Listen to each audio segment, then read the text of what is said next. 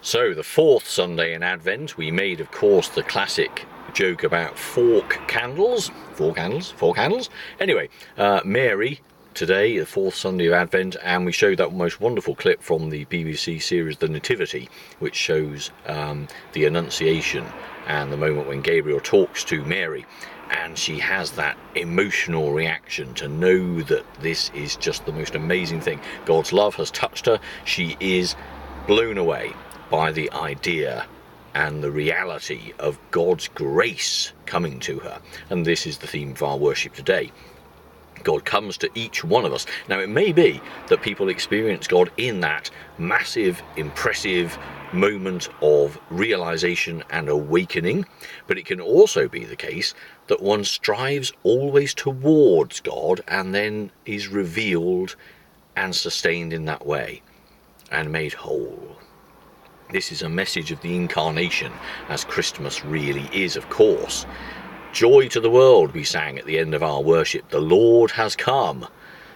And those are words, of course, that say so much about our willingness to be engaged with God's great love.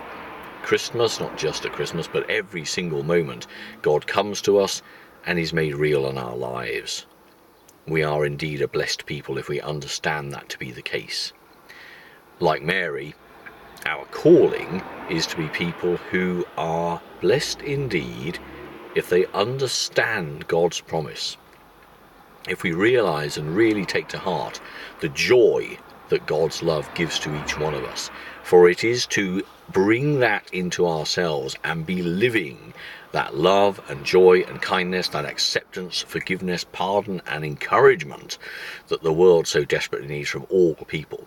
Christians beyond all, those who understand God's great love for them in their hearts, are specifically and most importantly commissioned to spread justice, joy, peace, love and acceptance to all, to be encouragers, to be enthusers, to be light to the world.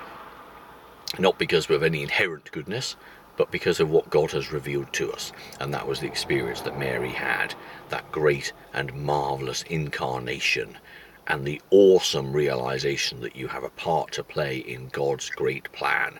Each one of us, in no less significant way, can make a huge difference to the people amongst God has placed us. And that's our calling, to respond. Elizabeth in the reading said to Mary, "How happy are you because you believe what God has promised you will come true." And blessed indeed are we if we rest in God's great love and believe in the promise of what God is giving us day by day. And what is that? Love beyond measure, acceptance, joy, peace, and a light that must shine brightly for all people everywhere. This is our great and mighty calling. Praise to him alone.